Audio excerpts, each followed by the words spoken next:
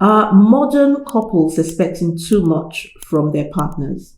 You expect one person to be the lover, the therapist, the soulmate, the co-parent, the parent, the mind reader. If you have ever felt overwhelmed by the demands of your partner, or perhaps even felt guilty because you feel like you haven't done enough or you haven't been doing enough, this conversation is for you. Stick with us.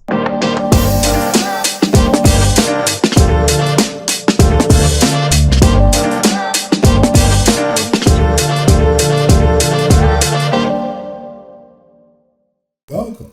It's really nice to have you join us in this episode of Relationship Real Talk. My name is Julius Eniolu. And I'm Mary. We are your hosts on this show where we talk all things relationship, always keeping it real. Very good point of conversation today. I guess the question to ask is, are we being realistic if we're expecting our partner to be all of those things and perhaps more? Should we even be going into a relationship expecting so much of the other person?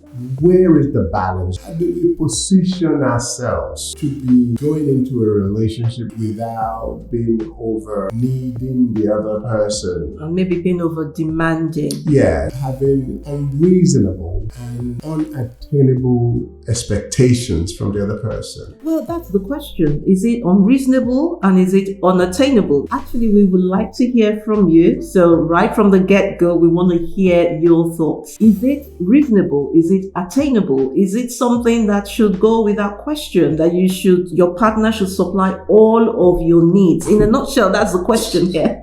Should your partner be able to supply all of your needs? Does it mean if they're not meeting all of these desires, all of these needs, they're the wrong person for you? That's really the question. So we want to hear from you. I suppose the way I'm thinking about it is it that we're evolving or we're just becoming entitled, feeling self-entitled? So let me explain what I mean. I think the culture of the day has a role to play. We live in a culture where self-help is a big thing. Right. A lot of people are now very much aware of self-help and the need for that. So I think it can then be easy for you to expect, if this person I'm in a relationship with is really good for me, if they're really the right person for me, then they should be able to meet all of these needs.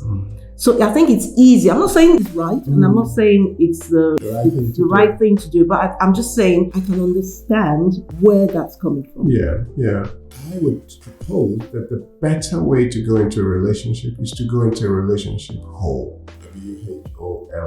It doesn't mean that you're completely self-sufficient and you need nothing from no one else, but that you are whole. Right? Of course, you expect certain things from your partner, but if you are on the back foot, expecting your partner to satisfy all the desires and to meet all the needs, I think it's the wrong footings for a start, because you're going to put the other person under unreasonable pressure. They will always be trying to measure up to your expectation. I think it should be somewhat a level playing field. You're not necessarily looking for if you don't understand this, you're not looking for a God. Because only God can meet all of our needs. You want to marry a human being, right? So, better way to go into a relationship is go whole, complete.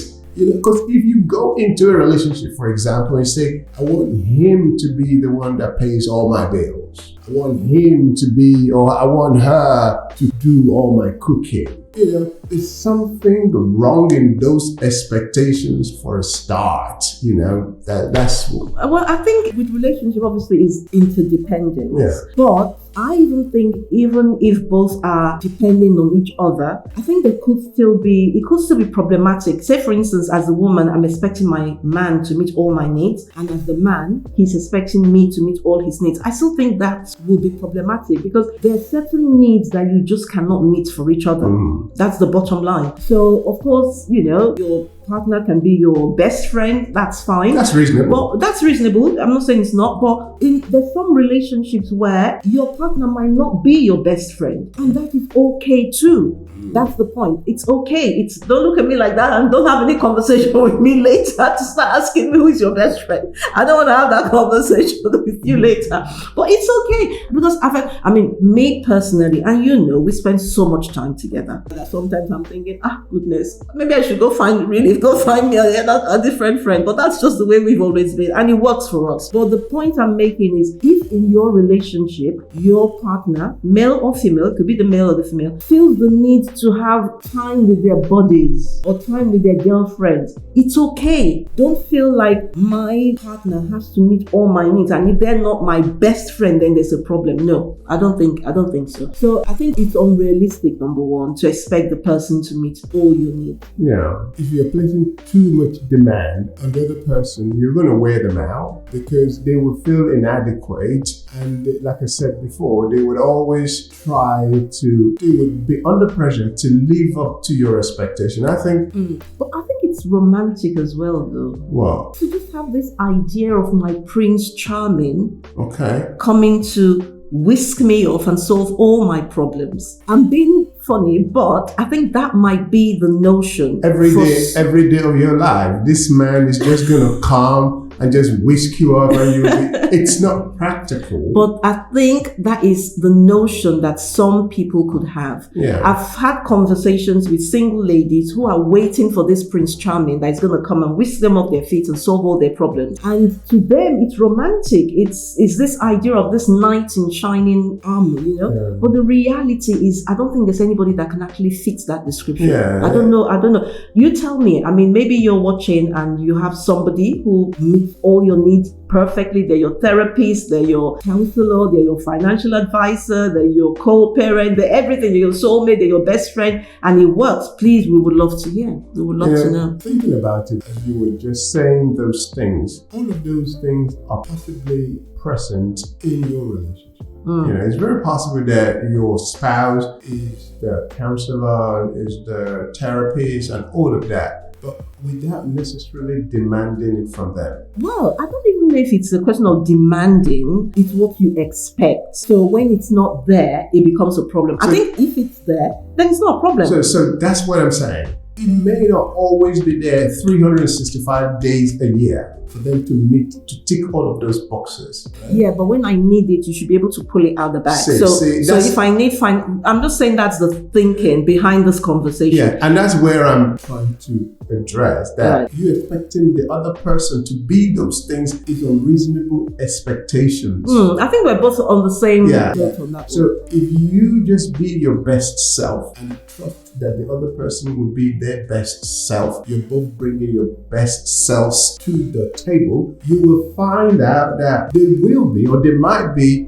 all the things sometimes, but not like... I don't even think anybody can be all the things sometimes. Personally, I don't think so. But I think the main thing is both of you identify your strengths. Identify your strengths and use your strengths in your relationship. And what you don't have, outsource. As long as it's not crossing the line. Let's put it like that. It's not fundamental. Yeah, and as long as it's not crossing the line. Because I really think your partner, especially if it's a love relationship, if it's a marriage, your partner definitely has to be your number one confidant. Yeah. It should be, healthy relationship. That's my view. If you feel like there's certain things you can't share with your partner and there's somebody else outside you're sharing it with, I think that's dangerous. Yeah. I would agree. I think that's dangerous. So apart from things like that, if it's a therapist, for instance, go hire a counselor.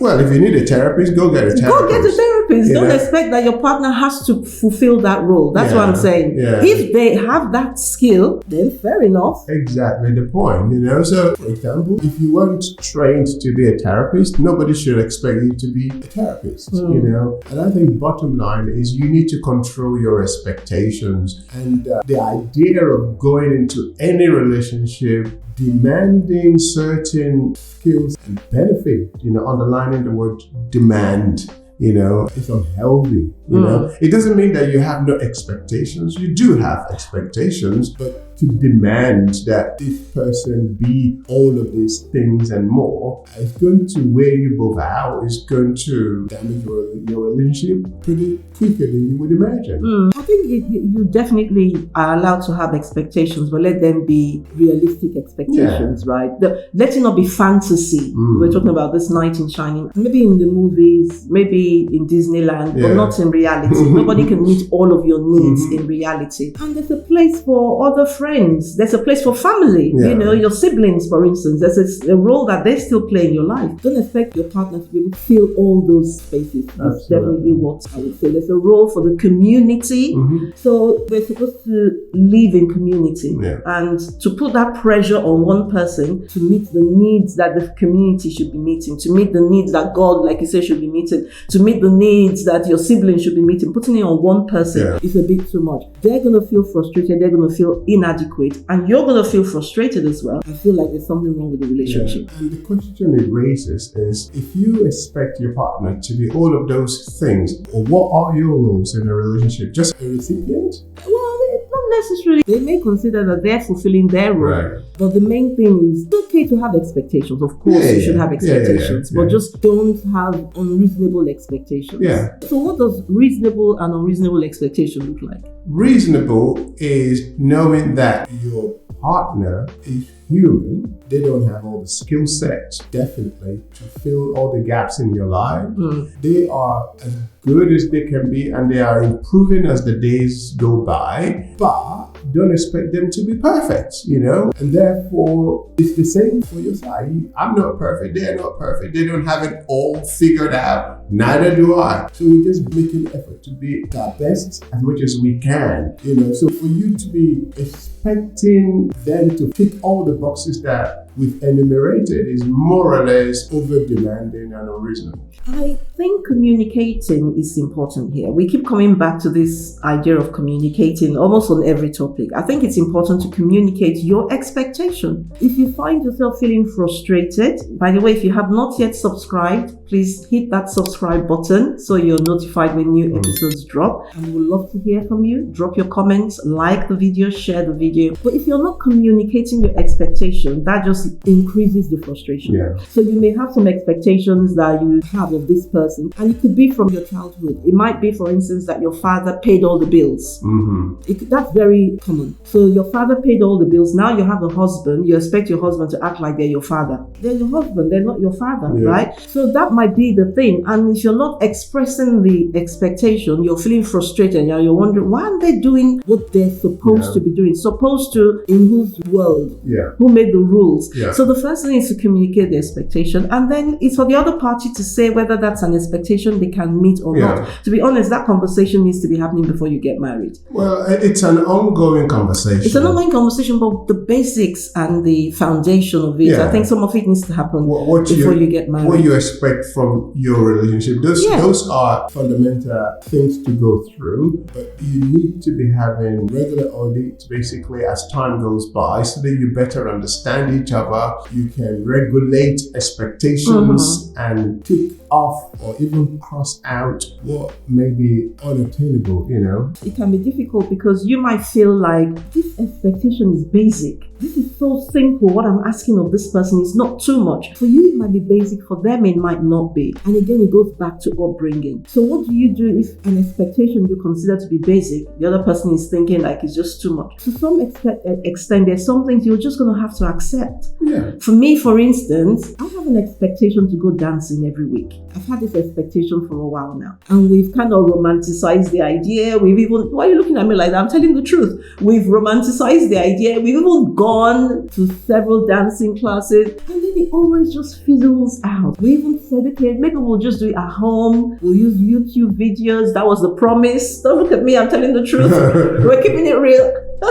The last one we went to, we stopped and it was like, we can do it at home. It's not even happening at home. What am I supposed to do? Please, I want to hear from you. I want to hear from you. Is that an unrealistic expectation for a lady to have? I want to hear from you. I will not say anything. I will just... Please say something. I will not say anything. I I would just take it. So take it on the chin. Take it on the chin because it's true. That might be it. You might just have to accept that, well, this is it. Or if you have grace and strength, you may try a different idea to try and get it going again. Jokingly, the point I'm making is there's some things you might just have to accept that this is not going to happen, you know? Yeah. And that's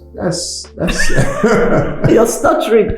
We are not giving up on this dancing thing. We're not giving when up. you work till 9 o'clock in your office, that's when we'll be dancing. This is the thing. You're putting it on me now that it's my fault we don't go dancing, because when we used to go dancing, did I used to work till 9?